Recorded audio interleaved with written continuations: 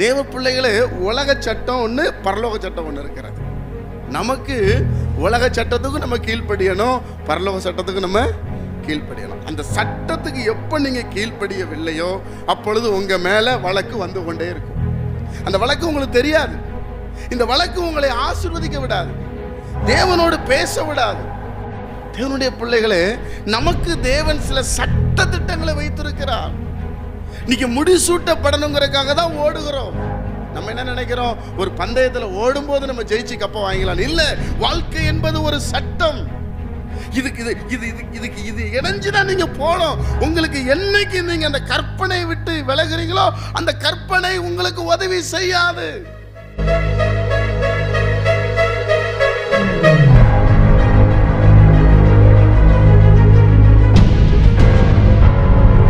தீமோத்தேயு 2ஆம் அதிகாரம் 5ஆம் வசனம். மேலும் ஒருவன் மல்யுத்தம் பண்ணினாலும் சட்டத்தின்படி பண்ணாவிட்டால் முடிசூட்டப்படான். அல்லேலூயா. ஆண்டவர் பரிசுத்த ஆவியானவர் அப்போஸ்தலனாகிய பவுல் மூலமா தீமோத்தேயுக்கு எழுதுகிறார். தீமோத்தேயு ஊழியத்திலே வாஞ்சியா இருக்கிறார், உண்மையான ஊழியக்காரன் என்று பவுல் சொல்லுகிறார். ஆனால் இங்கே ஒன்று சொல்லி கொடுக்கிறார். என்ன சொல்லி கொடுக்கிறார் என்றால், சட்டத்தின்படி நீ மல்யுத்தம் பண்ண வேண்டும். சண்டை போட்ட மல்யுத்தம் என்பது சண்டை நம்ம பார்ப்போம் இல்லையா? இன்னைக்கு அது பார்க்கும்போது WF, அது சட்டம் இருக்கிறது. இது இப்படி இங்கே தான் அடிக்கணும், இப்படி தான் செயல்படணும். அதே போல் வியாபாரம் வேலை செய்கிற பிள்ளைகளுக்கு ஒரு சட்டம் இருக்கிறது, தொழில் பண்ணுறவங்களுக்கு ஒரு சட்டம் இருக்குது. இப்படி தான் நீ சம்பாதிக்கணும், இப்படி தான் இருக்கணும். இதுதான் பரலோக சட்டம். நீ சட்டத்தின்படி பண்ணாவிட்டால் உனக்கு என்ன படாது, முடிசூட்ட படாது. உன் ட்ராக்ல ஓடணும். 5 பேர் ஓடுகிறார்கள் ட்ராக்ல, உன்னுடைய ட்ராக்கை விட்டு நீ மாறக்கூடாது. உனக்குன்னு ஒரு ஓட்டம் ட்ராக் கொடுக்கப்பட்டிருக்கிறது. அது 100 மீட்டரோ 200 மீட்டரோ 500 மீட்டரோ 1000 மீட்டரோ, அதுதான் ஃபோக்கஸ். இந்த ட்ராக்ல நான் கரெக்டாக ஓடுறேனா, அதைத்தான் இங்கே வேதம் சொல்லுகிறது. ஒருவன் மல்யுத்தம் பண்ணினாலும் சட்ட திட்டத்தின்படி அவன் பண்ண வேண்டும். அதுபோல் நம்ம பண்ணுற பிஸ்னஸ், நம்ம பண்ணுற ஊழியம் சட்டத்துக்கு உட்பட்டு இருக்கணும். எப்போ சட்டத்தை மீறுகிறோமோ அப்போ நமக்கு பெனால்ட்டி வரும். ஒரு இல்லையா சொல்லுங்கள். பைக்கில் 3 பேர் போனால் சட்டத்தை மீறுகிறோம். அது இன்ஸ்பெக்டர் தெரிஞ்சவங்களா இருக்கலாம், ஐஜி தெரிஞ்சவங்களா இருக்கலாம். நீங்கள் சட்டத்தை மீறுறீங்க, அப்போ நீங்கள் அதுக்கு பெனால்ட்டி கட்டியே ஆகணும். இன்சூரன்ஸ் கட்டலைன்னா சட்டத்தை மீறுகிறோம். பைக்கில் எதெல்லாம் தேவன் நமக்கு ஒழுங்காக வைத்திருக்கிறாரோ அதெல்லாம் நீங்கள் ஒழுங்கு செய்யவில்லை என்றால் உங்களுக்கு பெனால்ட்டி வந்து கொண்டே இருக்கும். நீங்கள் கெட்டினா அது மாறும், நீங்கள் கெட்டலைன்னா அது சேர்ந்து கொண்டே இருக்கும். அப்படிதான் பரலோக சட்டமும். நீங்கள் செய்த பாவங்களுக்கும் அக்கிரமங்களுக்கும் மன்னிப்பு கேட்டு தேவனிடத்தில் போகவில்லை என்றால் ஒரு மனிதன், பாவம் செய்த மனிதன் பாவியாய் மாறுகிறான். சும்மா மாறுவதில்லை. முதல்ல ஒரு பாவம் பண்ணுறான், அந்த பாவத்துக்கு தண்டனை வரல, என்னை கர்த்தர் யாரும் தண்டிக்கலைங்க, மறுபடியும் பாவம் பண்ணுகிறான். முதல்ல அவன் பாவம் பண்ணுறவனா இருக்கான், ரெண்டாவது அவன் பாவம் செஞ்சு எப்படி மாறுறான், பாவியாவே மாறிடுறான். அதனால தான் பாவியான மனுஷன் மிகுந்த நன்மையை கெடுப்பான். அவன் பாவம் பெருகிருச்சுன்னா அப்புறம் பலி இல்லை.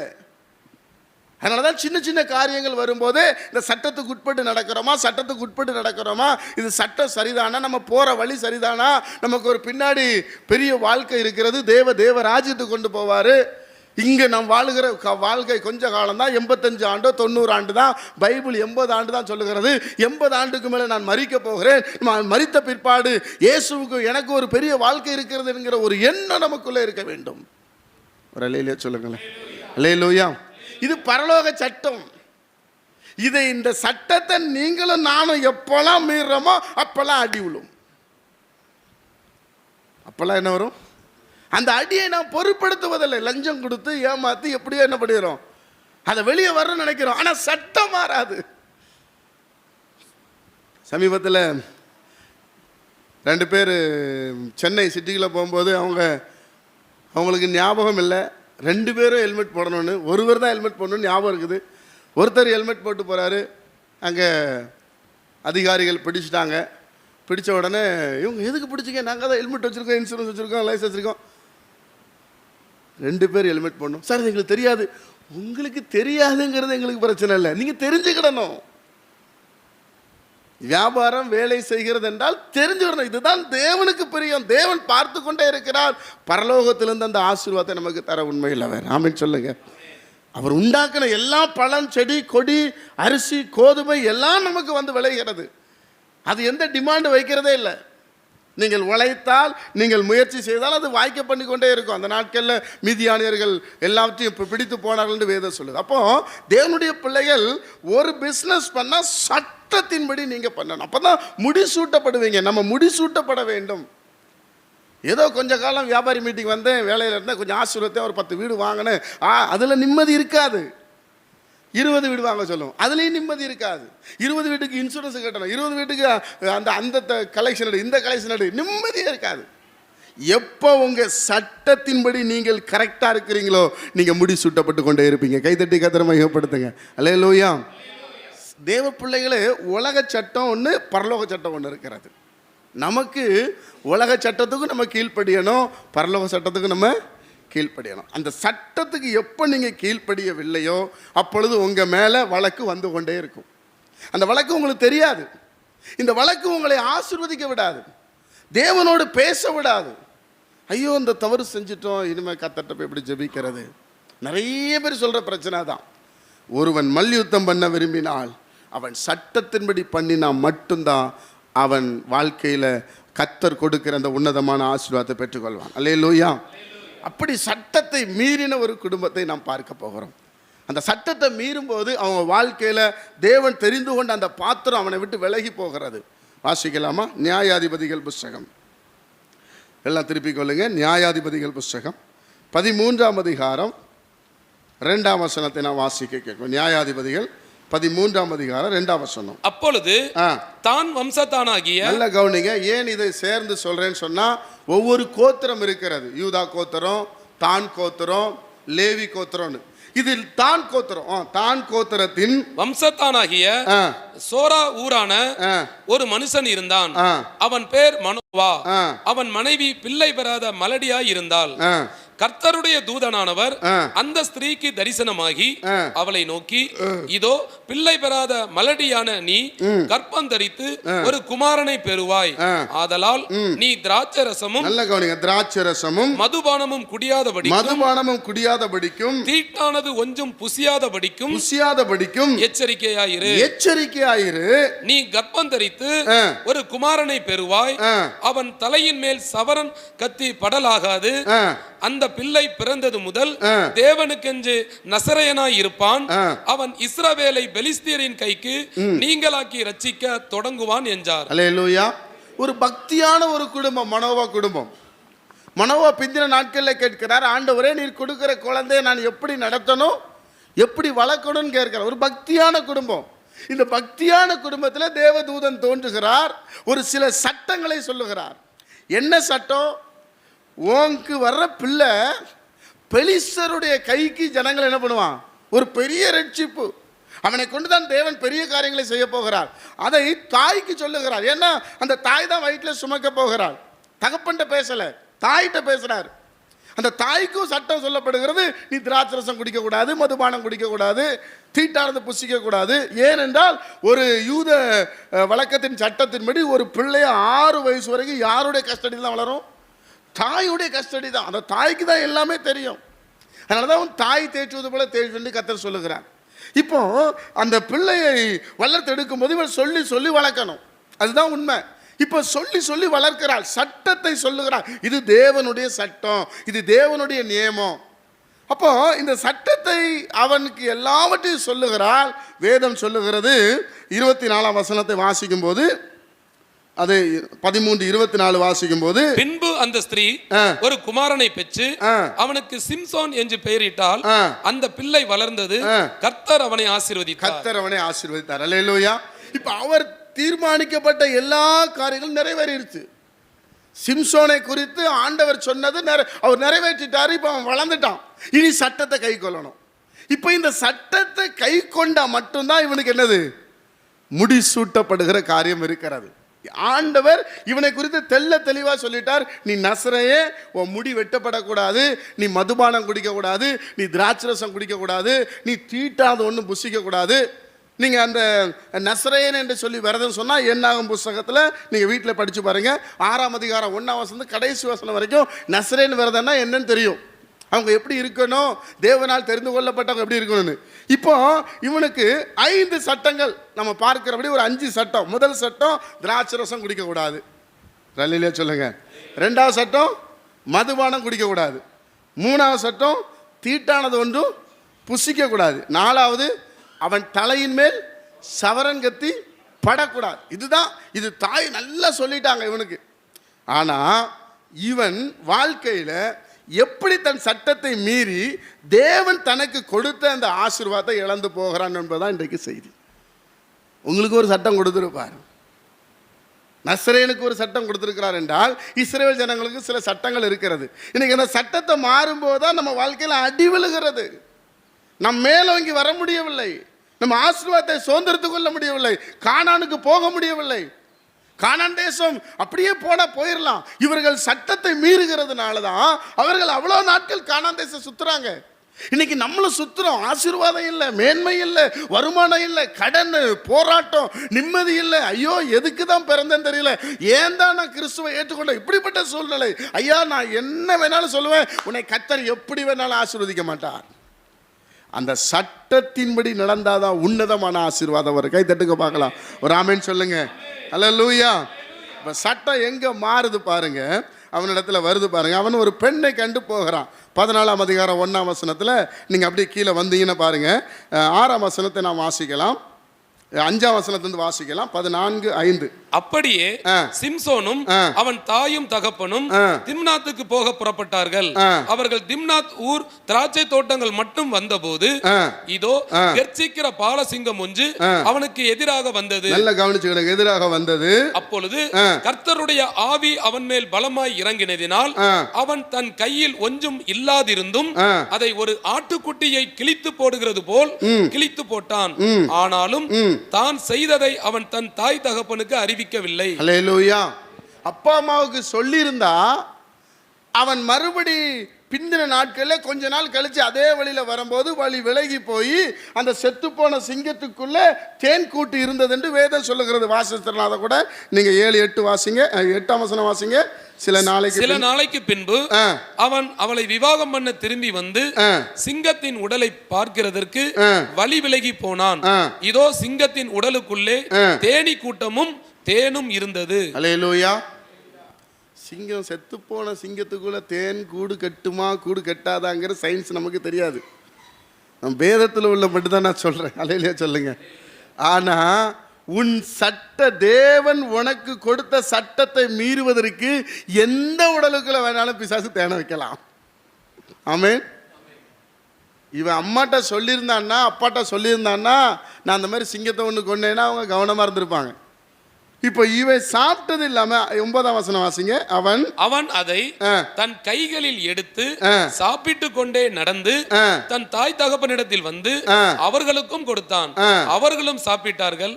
ஆனாலும் தான் அந்த தேனை சிங்கத்தின் உடலிலே எடுத்ததை அவர்களுக்கு அறிவிக்கவில்லை. கவனிச்சிங்களா? இப்போ யார் சட்டத்தை மீறிட்டான்? ஃபேமிலியே மீறிச்சு, பிள்ளையும் மீறிட்டான். அவனுக்கு தெரியும் தாய் நல்லா வளர்த்துருக்கிறாங்க. பாருங்க, சிங்கத்தை ஆட்டுக்குட்டி போல கிழிச்சான், அவ்வளோ பலம். நம்ம தேன் எடுக்கணும்னா என்னென்னமோ கவசம் போடுவோம், தீயை கொண்டு போவோம், புகையை போடுவோம். அதெல்லாம் ஒன்றுமே சொல்லப்படல. அவனுக்கு அவ்வளோ பலம் இருந்தது. கர்த்தருடைய ஆவியானவர் கொடுத்த வார்த்தையை, வாக்கு தத்தத்தை நிறைவேற்றுகிற தேவன்.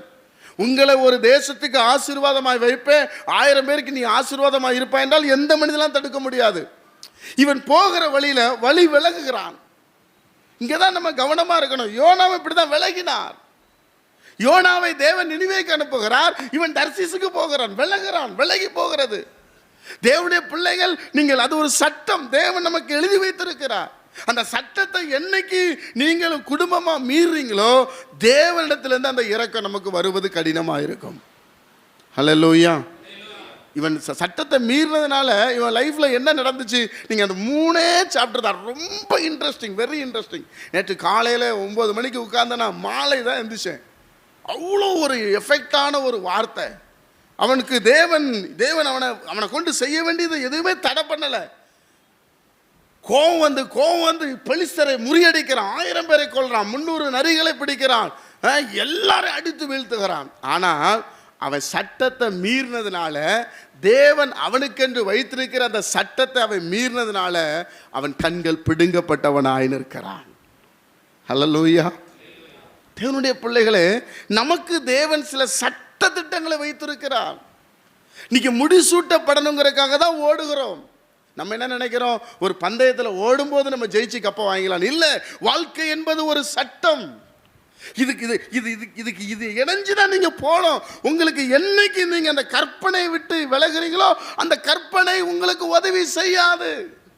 அதனால அப்போஸ்தலனாகிய பவுலை பார்த்து சொல்றாரு, உனக்கு ஒரு முள் கொடுக்கப்பட்டிருக்கிறது, அந்த முள் இல்லப்பா, என் கிருபை உனக்கு போதும். ஹல்லேலூயா. எந்த சிச்சுவேஷன்லயும் என்னுடைய நீதி வைத்து நான் ஆண்டவரத்துல போக முடியாது. எந்த சூழ்நிலையிலையும் என்னுடைய நியாயத்தை வச்சு நான் போக முடியாது. அவருடைய கிருபையினால தான் போனோம். கொடுக்கப்பட்ட 4 சட்டத்துல மதுபானம் குடிக்கல, திராட்சை ரசம் குடிக்கல, ரைட்டு, தீட்டானதை புசித்து விட்டான். இப்போ இவன் அந்த திம்னாத்துக்கு போய் ஒரு பெண்ணை கல்யாணம் பண்ண நினைக்கிறான். நாட்கள் கடந்து போது அந்த பொண்ணையும் வாழல. இவன் வாழாதனால என்ன நடக்குது, அந்த பொண்ணை எடுத்து பெலிஸ்தருக்கு அந்த தகப்பனார் கொடுத்துறார். இப்போ இவன் போய் கேட்குறான், என்ன பண்ணீங்க இப்படி பண்ணீங்கன்னு கேட்டதுக்கு, நீ தான் வீட்டுக்கே வர்றதில்லையப்பா, எப்பா மகளை ஒழுங்கா நடத்தலையேன்னு சொன்ன உடனே மறுபடியும் கோபம் வந்து பெலிஸ்தர்களை அடித்து வீழ்த்துகிறான். பெலிஸ்தருடைய இது தேவ திட்டம், அவனை கொண்டு செய்ய நினைச்ச தேவ திட்டம். தேவனுடைய பிள்ளைகளே, என்றைக்கு நம்ம வாழ்க்கையில் ஆசீர்வாதங்கள் குறைவுபடுகிறது, ஏன் எனக்கு சரத்தில் பலவீனம், ஏன் என் வீட்டில் பிரச்சனை என்றால், நீங்கள் ஏதோ ஒரு தேவ சட்டத்தை மீறி இருக்கிறீர்கள் என்று அர்த்தம். இல்லையா சொல்லுங்க. ஹல்லேலூயா. சட்டத்தை மீறும் போது உங்களுக்கு கிருபை வேலை செய்யாது, இரக்கம் வராது. எல்லாவற்றையும் செய்தான் பாருங்க. கடைசியில் ஒரு பெண்ணுக்காக, பெண்ணுடைய சுகத்துக்காக, தன்னுடைய தேவன் தனக்கு கொடுத்த மேன்மையான மகிமை, கதவு பூட்டுறாங்க, கதவை உடைச்சிட்டு போறாங்க, கயிறை வச்சு கட்டுறாங்க, எலும்புறா நெருப்புப்பட்ட நூல் போல தட்டி போகுது. ஒரு கழுதை தாடை எலும்பை எடுத்து எத்தனை பேரை கொல்றான், 1000 பேரை கொல்றான். 2 பேரை அடிக்க முடியுமா நம்மளால? சரி, ஒரு 5 பேரை அடிப்பீங்க, 1000 பேரை அடிக்க முடியுமா? 300 நரிகளை வாளோடு வாள் கட்டுறானா. எதை நம்மளாம் சும்மா அப்படி ஒரு கதை புஸ்தகம் மாதிரி படிச்சுக்கிறோம். ஒரு 300 நரி, ஒரு நாயை பிடிக்க முடியுமா நம்மளால? 300 நரிகளை பிடிக்கிறான் என்றால் அவனுக்கு எவ்வளவு பலம். பரிசுத்த ஆவியானவர், கர்த்தருடைய ஆவியானவர் அவன் மேலே இறங்கி இஸ்ரவேல் ஜனங்களுக்கு விடுதலை கொடுக்க வேண்டும் என்பதற்காக தன் பலத்தை அவனுக்கு நிரூபிக்கிறார். அப்படிப்பட்டவன் ஒரு காசாவுக்கு போய் ஒரு வேசியை கண்டு தன் பலத்தை இழக்கிறான். அவர்கள் கேட்கிறார்கள், அவளுக்கு பணம் கொடுக்கிறாங்க, நீ மட்டும் அவன் பலம் எதுலன்னு எனக்கு கண்டுபிடிச்சு கொடுத்தால் நான் இவ்வளவு பணம் தருகிறேன் என்று வேதத்தில் சொல்லப்பட்டிருக்கிறது. அப்படி சொன்ன உடனே அவள் கேட்கிறாள். இவனும் எவ்வளவோ சொல்லி பார்க்கிறான். வேதம் சொல்லுகிறது, அவள் கேட்க கேட்க சாகத்தக்கதாய் விரும்பினான். இவன் திட்டத்தை மறந்து போகிறான். இன்னைக்கு நிறைய பேர் நம்ம தேவ திட்டத்தை மறந்து போகிறோம்.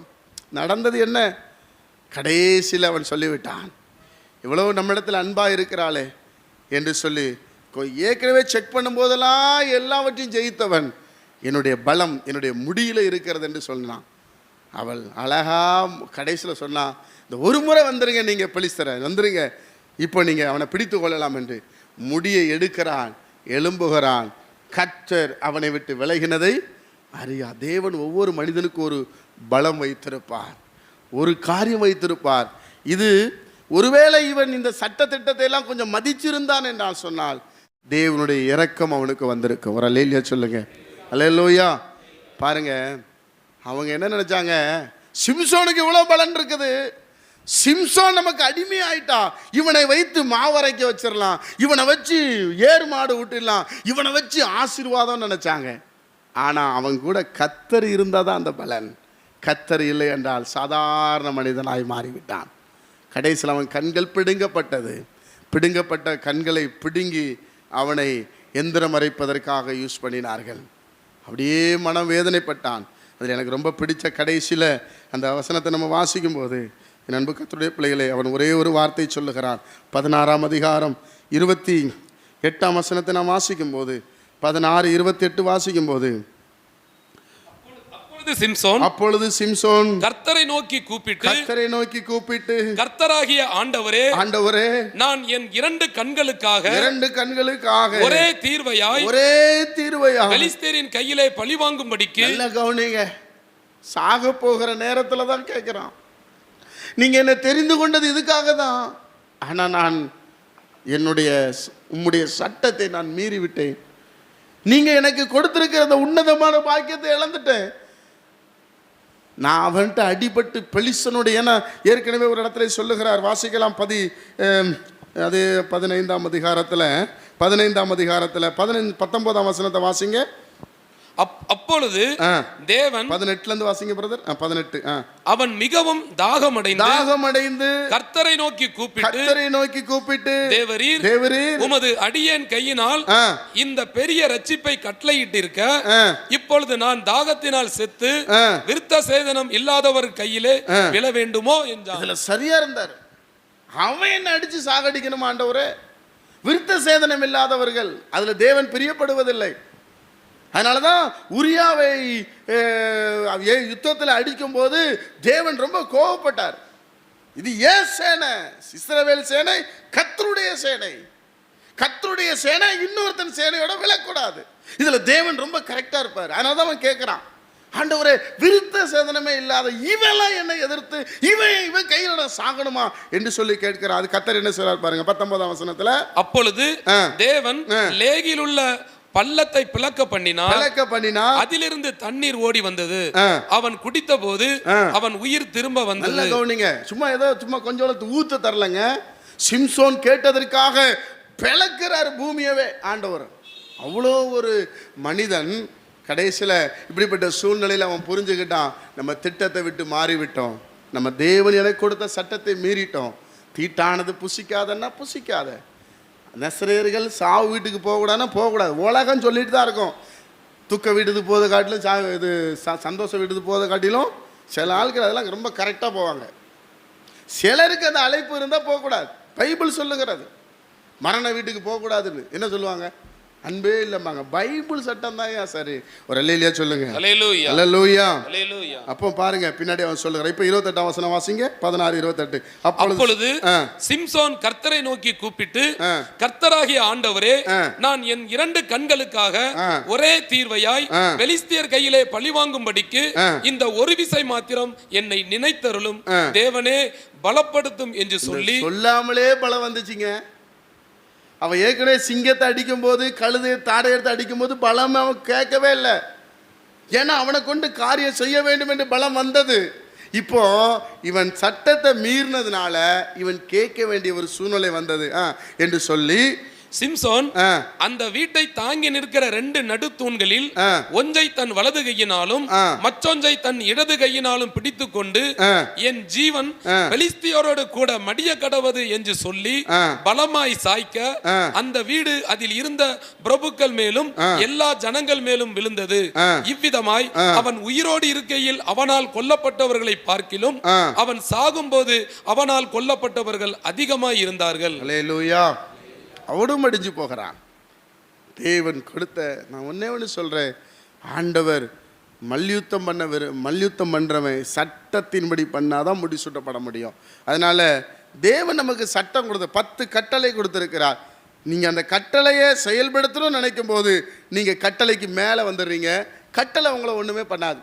நீங்கள் கட்டளையை செயல்படுத்தலை என்றால் கட்டளை உங்கள் மேலே வந்து நின்றுக்கிட்டே இருக்கும். நீ இந்த கட்டளை செய்யலை, விபச்சாரம் செய்யாதிருப்பாயாக, கொலை செய்யாதிருப்பாயாக, எனக்கு ஒப்பாக தெய்வத்தை உண்டாக்காமல் இருப்பாயாக, தாய் தகப்பனை கணம் பண்ணுவாயா.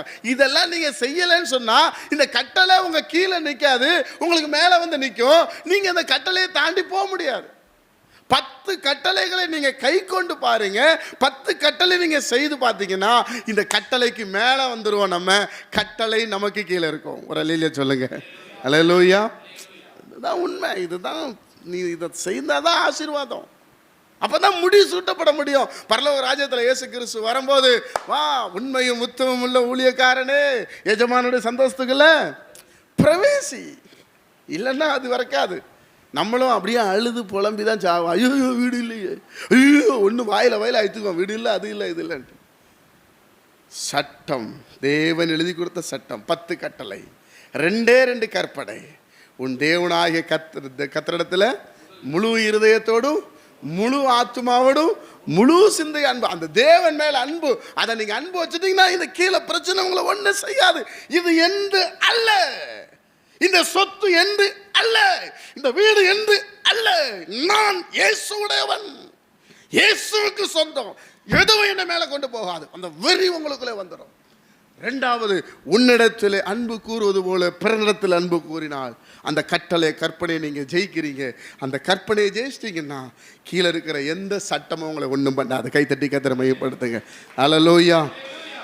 எப்பொழுது எல்லாம் கர்த்தருடையது நினைக்கிறீங்களோ அது எல்லாம் தேவன் சொல்லுகிறார், எனக்குரியதெல்லாம் உனக்குரியது.